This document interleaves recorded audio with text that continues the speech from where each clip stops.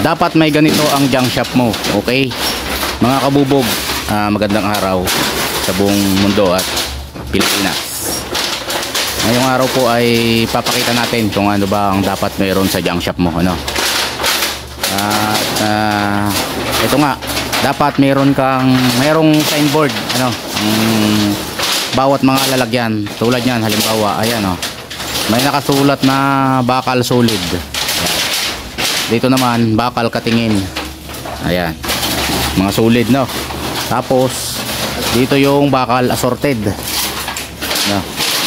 Yan, bakal assorted. Tapos sunod doon kapaludo, no. So sa ganon, identify agad ng mga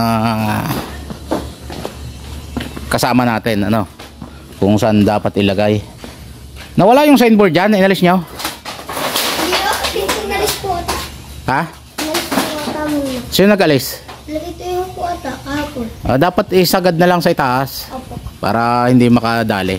No, Yero 4. Ayan. Tapos sibak. Ayan, oh.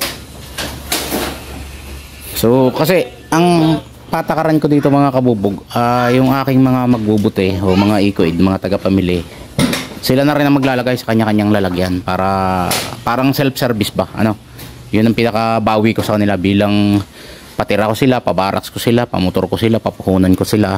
So dun man lang makatipid na ako ng tao, ano, hindi na ako mag-hire para mag-ayos. Kung mag-aayos man, hindi na ganong kalaking trabaho, no.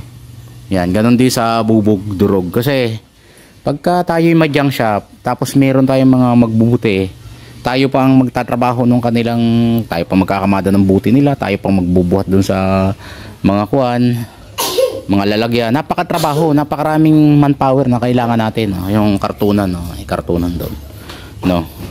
Ito, hindi lang talaga maikamada, kasi ang tao natin dito, yung kapatid ko lang na babae, tagalista. So pagka sama-sama sila dito, pinakikisuyuan natin na itaas nila, pagpatong-patungin nila. Ayan, no? Buti gin, bilog, ano.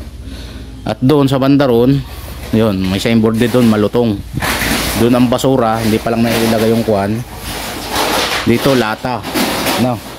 Ito naman ay reserba natin na kuwan. Dito naman waste, ayan, waste, yung mga buti ng Red Horse, UFC, ano. So tingnan natin yung PET kung nakalagay na. So yung PET natin, ayan, nakalagay na. Yan yung PET, no. Sa mga susunod ay dun sa iba-vlog natin yan, ano ba yung mga bubog, ano ba yung mga PET, ano ba yung mga sibak, no. Tapos ayan, oh, stainless, hindi pa nakakabit. Yung mga sa Red Horse, yung sa basura kakabit pa lang yan, no.